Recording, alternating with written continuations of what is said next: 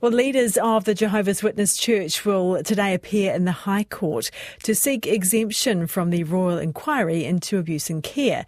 Now, the church is claiming it's not responsible for the care of children in New Zealand because it doesn't actually run physical facilities to house them. But advocates say the bricks and mortar argument is just a reason for the church to sidestep the consequences of past injustices. And joining us now is Shayne Mechen, a former Jehovah's Witness elder turned advocate. Kia ora, good morning, Shayne. Good morning.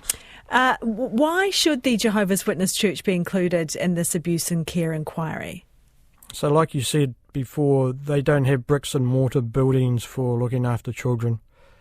In their publications and their teachings, they encourage elders to look after fatherless boys. So when I say fatherless boys, if there's a wife that is a J-dub, and if there is a father who's not a J-dub, that's what they consider to be a fatherless boy. So a mother may go out and in the door knocking work, the one taking the field service group, that's the organisation for the field knocking on doors, they will ask, would you like us to look after your children? And if a mother's got 2 or 3 children, of course they'll go, yeah, fine. And they'll go off and be separated. There's plenty of other opportunities for elders, ministerial servants, those are the ones that take the lead in the congregations, to be with children without their mums and dads. When I was an elder doing the baptismal questions, I would not have any parents with me in a small room when I was going through those questions. So throughout their publications, they constantly encourage men in the congregation to look after the children. They tell it from, like I said, their publications, and also from their meeting parts where they're to trust the elders.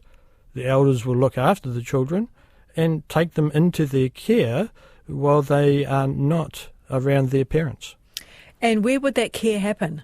It could happen in a number of different places. It could happen in their own personal houses, out doing things that they might want to do, like in sports events and playing with them like that, going out to different other places. What would be the potential impact of a ruling in favour of the Jehovah's Witness?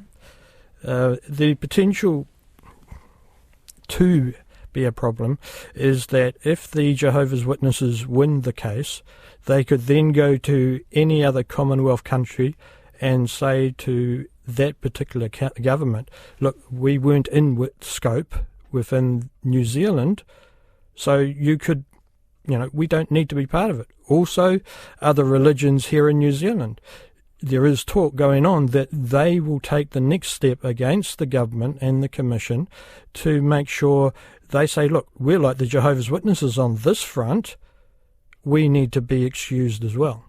Okay, really interesting stuff. Thank you very much for that. That is Shayne Mechen, a former Jehovah's Witness elder turned advocate.